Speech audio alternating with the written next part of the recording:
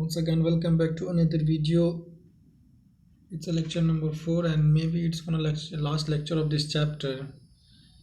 इस चैप्टर में और इस लेक्चर में हम जो एक्स्ट्रा कंटेंट जो हमारे ज़रूरत के हैं उसे भी हम कवर कर लेंगे। हमने पहले भी बहुत सारे एक्स्ट्रा कंटेंट को कवर किया जैसा कि पढ़ा। अभी हम डिसऑर्डर कवर करेंगे और हमारा पिछला जो वो रह गया था विटामिन्स, पहले हम उसे कवर कर ले या फिर इसे कवर कर ले। पहले हम उसे कवर करते हैं बिकॉज थोड़ा बात कुछ है जिसके कारण मैं कह रहा हूँ। देखो, calorific value of protein, carb and fat, ये हमें मेनली पूरा पढ़ना है। हमें इसका सबसे कंपैरिजन देखना है एक दूसरे के अकॉर्डिंग। अगर तुम्हें मैं इन पूरी चीज़ों का सारांश पहले बता देता हूँ, फिर मैं तुम्हें इसमें हाईलाइट कर दूंगा। कुछ नहीं है इसके अंदर, ये पूरी चीज़ें जो कह रहा है वो मैं तुम्हें हाईलाइट कर देता हूँ। बस मस्त पड़ोसी में, ये इसका पड़ोस है, मैं इसे इरेज कर रहा हूँ। आई थिंक तुमने लास्ट लेक्चर में सब चीज़ों को देखा होगा, और लास्ट लेक्चर में कोई ऐसे इशू है, प्रॉब्लम है तो उसे कमेंट डाउन करना ताकि मैं उस पर वर्क कर सकूँ तुम्हारे लिए, तो मैं समझा पाऊँ क्या दिक्कत आ रही है। और पढ़ो तो नोट्स बनाते चलो, सबसे मिस्टेक होती है बहुत बच्चों की। देखो, कैलोरीफिक वैल्यू क्या कह रहा है, कैलोरीफिक वैल्यू तुम्हें यहाँ याद कर लो, उससे आगे कुछ नहीं पूछेगा। क्या है वो मैं लास्ट में बता दूंगा। देखो, कैलोरीफिक वैल्यू क्या होती है, 1 ग्राम सब्सटेंस को कंप्लीटली बर्न कराओ। एक बॉम्ब कैलोरी मीटर लो, उसके अंदर O2 भरा है, उसको तो पूरी डाइजेस्ट करा दो। डाइजेशन से पूरी कंप्लीटली मैकेनिज्म करा दो, कुछ भी रख रहे हो तो। पहले देखो, सपोज तुमने 1 किलो कैलोरी कितने बराबर होती है, 1 किलो कैलोरी तुम 1 लीटर या फिर 1 केजी पानी लो, ठीक है। 1 लीटर वाटर लो और उसे हीट कराओ 1 डिग्री से थोड़ा ऊपर, और वो जितना कैलोरी होगा वो इक्वल टू होता है 1 किलो कैलोरी। बस यही चीज़ तुम्हें समझना है, ये समझ गए, तुम्हारे लिए और कुछ नहीं है। तो मेनली होता क्या है, तुम्हें किस चीज़ का पढ़ना है, कार्बोहाइड्रेट, प्रोटीन, लिपिड, ठीक है। इन सबों का तुम्हें पढ़ना है कि किसका क्या है। तो देखो, 2 वैल्यू होती है, एक होता है ग्रॉस कैलोरीफिक वैल्यू और एक होता है फिजियोलॉजिकल कैलोरीफिक वैल्यू। तुम्हें कैलोरीफिक वैल्यू याद करना है, रट्टा नहीं मारना। मस्त प्रोसेस बताता हूँ, देखो। 4, अरे ऐसा नहीं करते हैं, 4, 5 और 5 और 4 को जोड़ेंगे होगा 9, ठीक है। 0.1, 0.65, 0.45, ठीक है। देखो, ये चीज़ तुम्हें पॉइंट के बाद वाली तो तुम समझ जाओगे, समझे।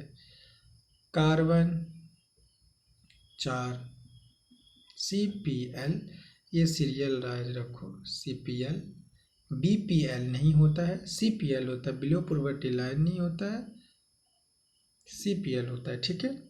और इसका याद करना तो सिंपल है, 4 4 8 + 1 9, तो 9 का 9 है, 4 का 4 है, बस 5 का 4 है, बस KCl बस हो गया। बस तुम्हारा क्वेश्चन इतना ऐसे आएगा, इससे ज़्यादा कुछ नहीं आएगा। अभी तुमको मैंने पूरा सारांश बता दिया ये। अब चलो तुम्हारे लिए पढ़ देते हैं।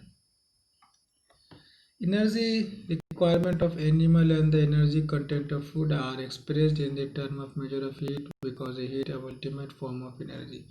फूड एनिमल लेते हैं, ह्यूमन बीइंग लेते हैं, उनका जो हीट होता है उसके अंदर जो एनर्जी होती है उनके अपने अलग अलग फॉर्म है, ठीक है।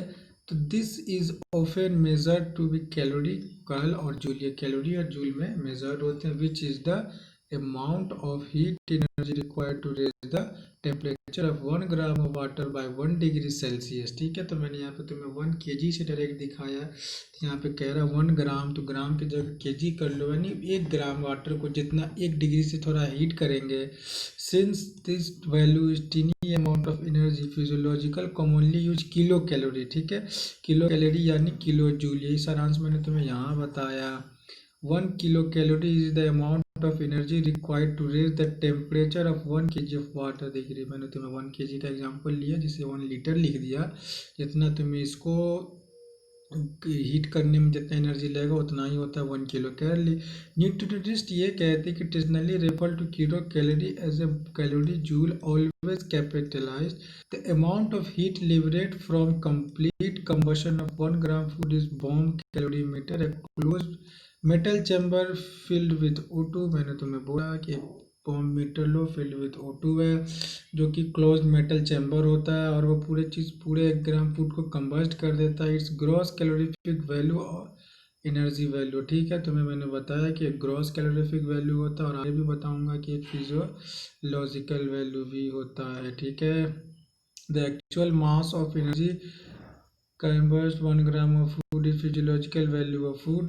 gross calorific value of carbohydrate, देखो फिर कार्बोहाइड्रेट प्रोटीन फैट, तो कार्बोहाइड्रेट का 4.1 5.65 9.45, ये तुम्हें मैंने ग्रॉस कैलोरीफिक वैल्यू का, कार्बन का, प्रोटीन का लिखा दिया। अब तुम देखो कैलोरीफिक वैल्यू रिस्पेक्टिबल KCl, यहाँ पे मैंने थोड़ा मिस्टेक नहीं कह लो, मैंने इसे इसलिए नहीं लिखा कि तुम्हें आगे याद रहे कि KCl पर ग्राम, इट्स मेंशन पर ग्राम है, क्योंकि तुम्हें यहाँ ध्यान देना है कि पर ग्राम ऑफ फूड में डालना है, नहीं कि केजी में चले जाना। ठीक है, और फिजियोलॉजिकल वैल्यू में देखो 4.0 4.0 और 9.0, और ये भी पर ग्राम में ही है, कैलोरिकल ग्राम। ठीक है, तुम्हें मैंने बोला था सारांश बताऊंगा, इससे ज़्यादा तुम्हें नहीं जाना है। बात कर लो क्वेश्चन की, तो तुम्हारा क्वेश्चन एक ग्राम वाले पे नहीं पूछता है, मैं तुम्हें पूछेगा एक्चुअल मास से लेके यहाँ तक तुम्हें याद करना, और ज़्यादा से ज़्यादा तुम्हें ये पोर्शन याद कर लो, क्वेश्चन तुम्हारा पूरा बन जाएगा। ठीक है, ये कंप्लीट हो गया। अब मैं डिसऑर्डर्स को पढ़ाऊँगा, डिसऑर्डर्स के बाद तो तुम्हारे एक्स्ट्रा कंटेंट है उसे पढ़ाऊँगा। देखो डिसऑर्डर्स के अंदर क्या कहता है, डिसऑर्डर के दिन कहता है the inflammation of the intestinal tract is most common elementary due to bacterial and viral infection। तो मैंने जो वायरल इन्फेक्शन होता है, the infection are also caused by parasites of the intestine like tapeworm, roundworm, tapeworm, hookworm and pinworm। यानी ये सब जो warm है रिस्पॉन्सिबल है इन्फ्लामेशन के लिए इंटेस्टाइनल ट्रैक में, इन सब चीज़ों का नाम दिया है। तो jaundice, liver is affected, skin and eye turn yellow due to the deposition of bile pigment। अगर जॉन्डिस का थोड़ा हम ओवरव्यू देख ले, तो जॉन्डिस का होने का कारण क्या होता है कि ये जो हमारा लीवर होता है और ये हमारा स्प्लीन होता है, तो स्प्लीन पता है कि यहाँ RBC ग्रेवयार्ड कहते हैं, ग्रेवयार्ड ऑफ RBC। तो RBC जो यहाँ ब्रेक डाउन होगा, तो RBC मेनली किस चीज़ का होता है, हेमोग्लोबिन होता है।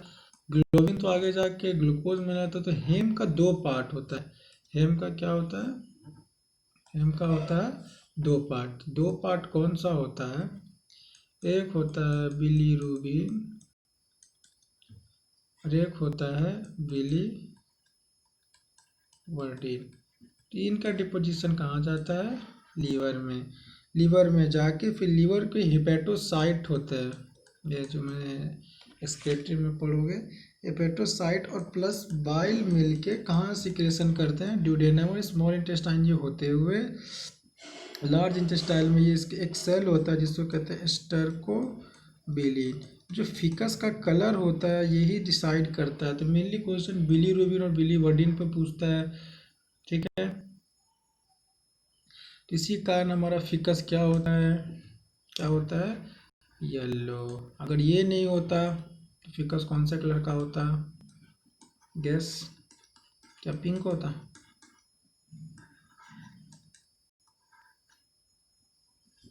पता नहीं, जो लेक्चर लगा रहे होंगे पता नहीं क्या सोचेंगे, इससे जोक।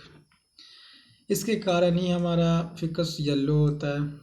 कभी कभी ब्लैक में होता है तो due to cause of deposition of blood, कोई इंटरनल प्रॉब्लम होता है, ब्लड की मिक्सिंग होती है, जब भी वो टर्न हो जाता है ब्लैक पे।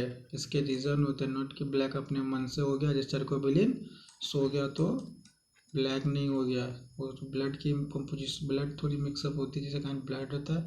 बाकी येलो होने का कारण अपने बाइल पावर काम करते हैं, तो इसी कारण ये जो इसी का जो डिपोजिशन इंक्रीज हो जाता है हमारे बॉडी में, तो आई येलोज दिखते हैं, स्किन येलोज दिखते हैं, सारे कुछ येलो येलो येलो, तो इसीलिए जॉन्डिस में कहता है कि पीलिया हो गया है। ठीक है, तो बस यहाँ पे तुम्हें ये याद रखना है मेनली यही यही vomiting, ejection of stomach content through the mouth. This reflex action is controlled by vomit center. The medulla is feeling of nausea preceded vomiting. vomiting वगैरह है तुम्हें जो खाना होता है, ejection of stomach content through the mouth, जो खाना reverse आके तुम्हारे माउथ से आउट हो जाता है उसे वॉमिटिंग कहते हैं।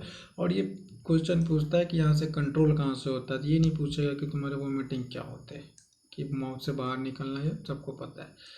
The abnormal frequency of bowel movement and increased liquidity of fecal discharge known as diarrhea, diarrhoea होता है, इसके पीछे पढ़ना है। The abnormal frequency, bowel movement का जो फ्रीक्वेंसी होता है वो एबनॉर्मल हो जाता है, इंक्रीज हो जाता है, ज़्यादा हो जाता है, जिसके कारण जो फिकस होता है उसकी लिक्विडिटी बढ़ जाती है। It reduce the absorption of food, में भी इस पे क्वेश्चन नहीं पूछते। ठीक है, constipation, in constipation the faeces are retained with the colon and the bowel movement occur irregularly.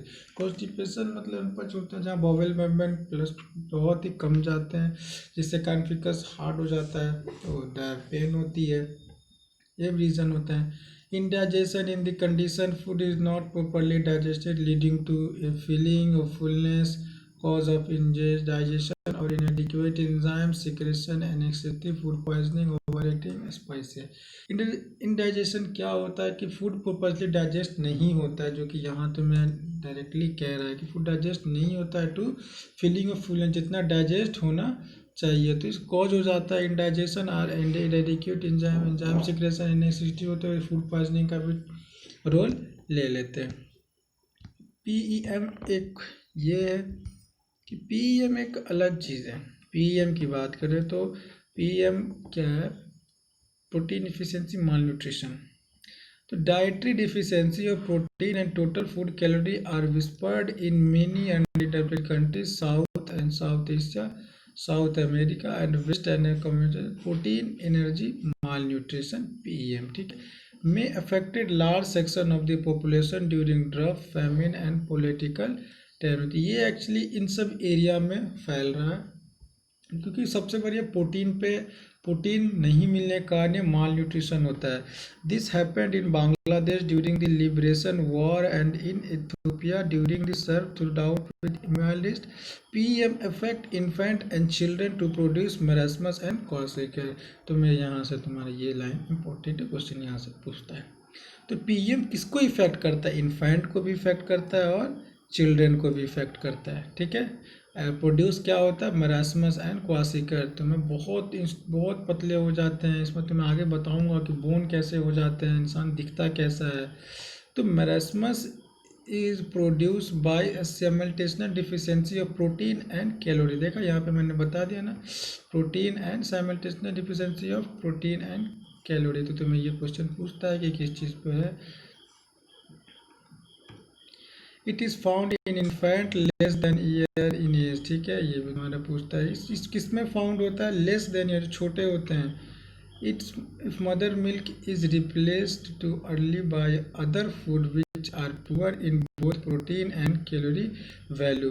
मतलब माँ का दूध जल्दी छुड़वा देते हैं जिससे, और कोई फूड भी दे रहे हैं तो उसमें प्रोटीन नहीं है, ये सब भी कारण है। This often happens in the mothers has second pregnancy और child birth when the older infant is still too young. और जो बच्चे होते हैं वो भी छोटे ही, और माँ दूसरी प्रेगनेंसी में फिर मतलब कि दूसरी बार प्रेग्नेंट है, बट बेबी को मिल्क प्रोड्यूसन नहीं मिल पाएगा, क्योंकि लैक्टेशन पीरियड से में तो एक तो मेनार्की नहीं हो सकते, और लैक्टेशन पीरियड्स में आते ही आते अगर वो प्रेगनेंसी अबॉर्ट कर लेंगे तो फिर वो बेबी को मिल्क नहीं मिल पाएगा कंटिन्यू, और मिल्क नहीं मिल पाएगा तो मिल्क बहुत बार रोल प्ले करता है, जो कि 12 के चैप्टर में पढ़ाएंगे। तो मिल्क पूरी बंद हो जाएगी, और जो एक्स्ट्रा फूड दे रहे हैं वो भी सफिशिएंट नहीं हो पा रहा है। तो यहाँ पे क्या कह रहा है, इन marasmus protein deficiency impair growth and replacement of tissue protein, extreme emasculation of the body and thinning of leaf result, skin becomes dry with thin and wrinkled।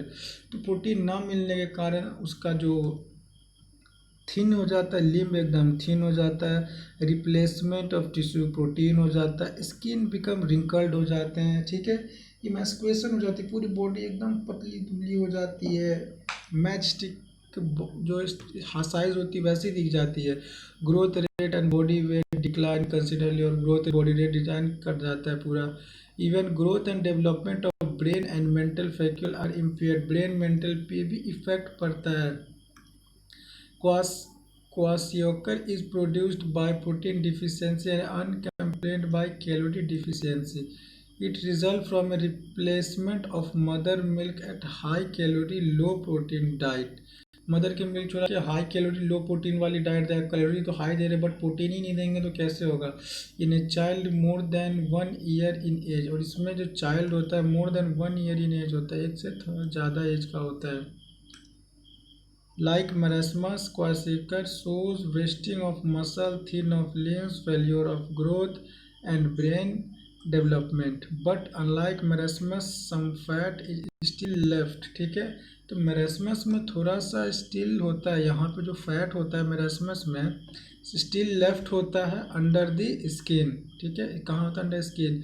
More ever extensive oedema and swelling of body parts in, तो body part में क्या होता है oedema और ये scene होता है। क्या क्या बोला मैंने, ध्यान से सुनना, लास्ट के जो 4 लाइन है वो काफ़ी इम्पोर्टेंट हैं।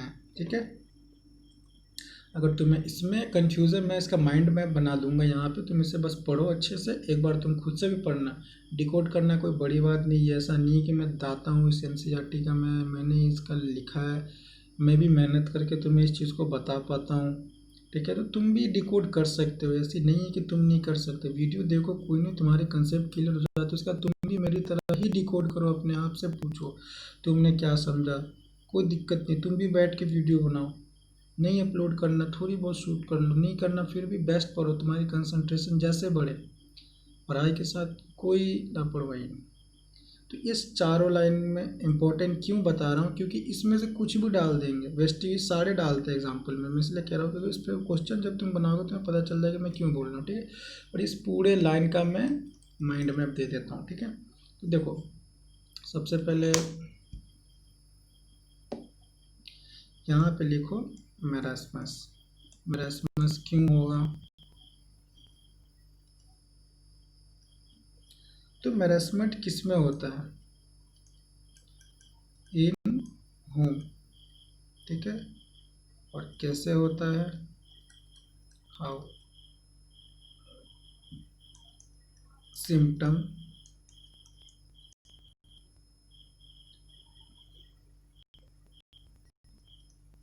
कॉज। ठीक है, तो मैं तुम्हें सबसे पहले मेरास्मस का दिखलाता हूँ। देखो इसमें क्या होता है, simultaneous deficiency of protein and calorie. ठीक है, सिम्टम ढेर सारे हैं। ठीक है, growth and replacement of tissue protein, extreme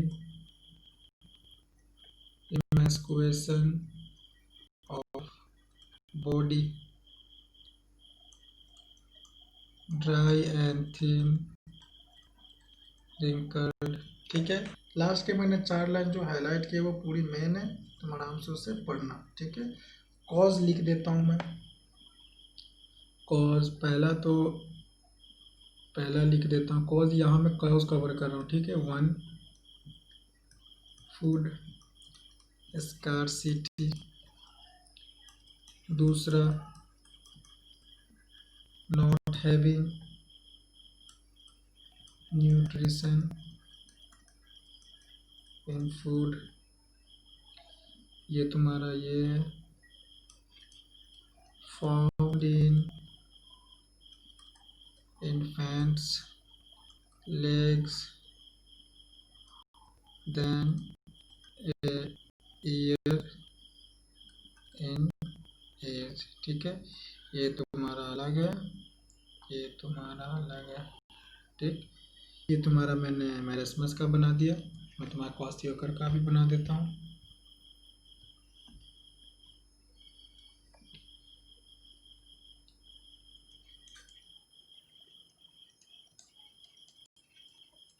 quick revision करने के तुम डायरेक्ट उस पैराग्राफ को पढ़ने के बाद इस पैस को बना लेना, क्योंकि तुम्हें नीट देनी है ना, तो बेस्ट टू बेस्ट इस पर बनाते चलो, ताकि तुम्हारे फ्यूचर में वो बहुत मायने रखता है। लास्ट का टाइम तुम्हारा सिलेक्शन डिसाइड करता है, हर एक टाइम तुम्हारे पेपर देने तक तुम्हारा डिसाइड होता है। तो इसीलिए पढ़ाई करो, एकदम अच्छे से पढ़ाई करो। नीट दे के आओगे वो हर एक सेकंड डिसाइड करता है कि तुम्हारा कितना दिमाग काम किया सेंटर पे है। अच्छे अच्छे जाके ये हो जाते हैं, समझे। ओरिएंटेशन वीडियो जल्द बनाऊंगा, छोटा सा अच्छा सा। Child more than 1 year in age, ठीक है, ये तुम इसे देख लेना। अब देखो प्रो डिफिशियंसी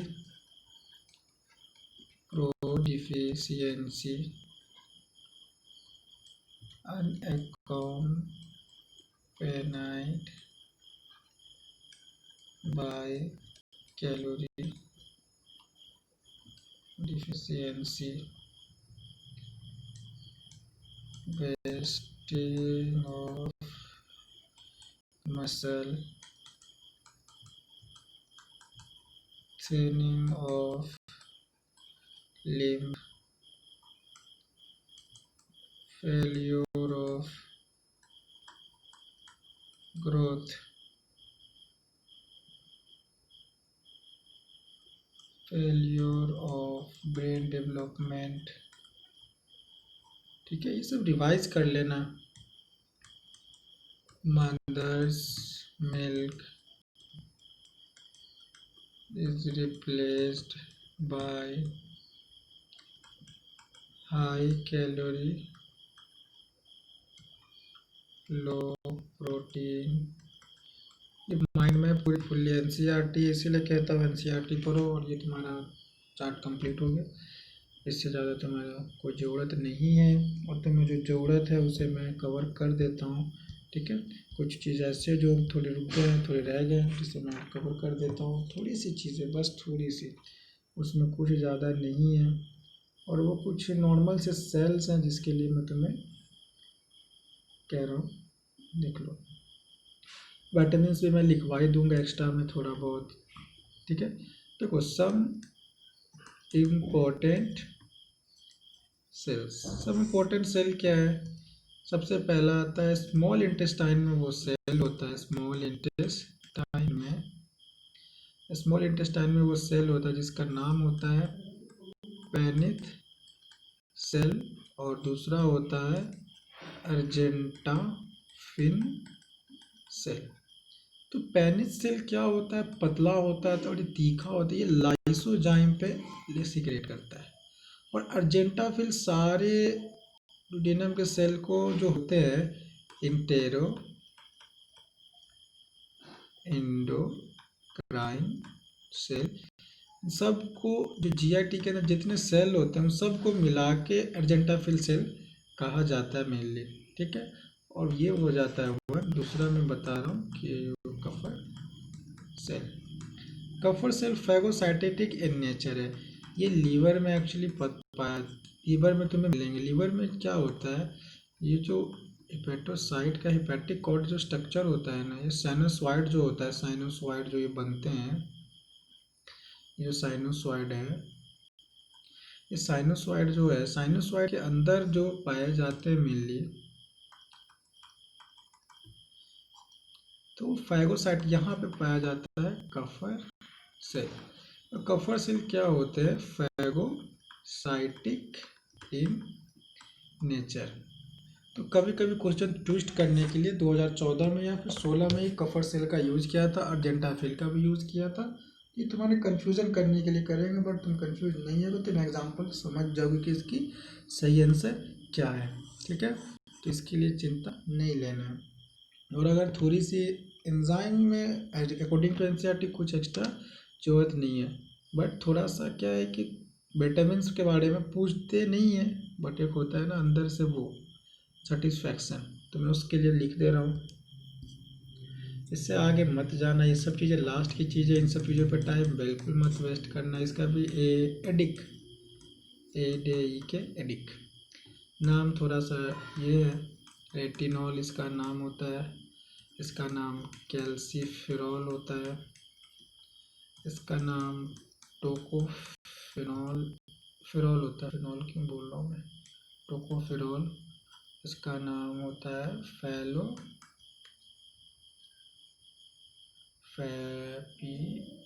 फाइलोक्वाइनेंस। ठीक है, तो ये क्या एक्चुअली ये जो रेटिनॉल होता है, तो रेटिना से याद रखना, ये नाइट ब्लाइंडनेस। कैल्सीफेरॉल कैल्शियम से याद रखना। तो एक होता है रिकेट्स, जो कि किस में होता है, चाइल्ड में, बच्चों में, और ये होता है ओस्टियो मलेशिया, जो होता है एडल्ट में। ठीक है, टोकोफेरॉल एक्चुअली इनफर्टिलिटी के लिए होता है, इसको इनफर्टिलिटी पे एक्ट करता है, इनफर्टिलिटी। तो ये टोकोफेरॉल विटामिन की कमी से इनफर्टिलिटी हो जाता है। और फाइलोक्वानिन से होता है fault in blood clotting. Vitamin के जानते हैं ब्लड क्लॉटिंग के लिए होता है, ये किसके लिए होता है, ब्लड क्लॉटिंग। तो डिफिशियंसी से तुम्हें पूछ सकता है कि इसके से डिफिशियंसी, इसके क्या होता है। ठीक है, और हाँ, विटामिन ई को देख के अपने इनफर्टिलिटी टेस्ट कराने मत पहुँच जाना। It's all for joking, don't take it what, that's all. इस चैप्टर में इससे ज़्यादा कुछ नहीं है, ज़्यादा पढ़ने की ज़रूरत नहीं है, कम पढ़ो, अच्छा पढ़ो। अगर कोई टॉपिक दिक्कत होता है तो कमेंट करो। हमारा डाइजेशन चैप्टर कंप्लीट है। Till then, happy learning, thank you.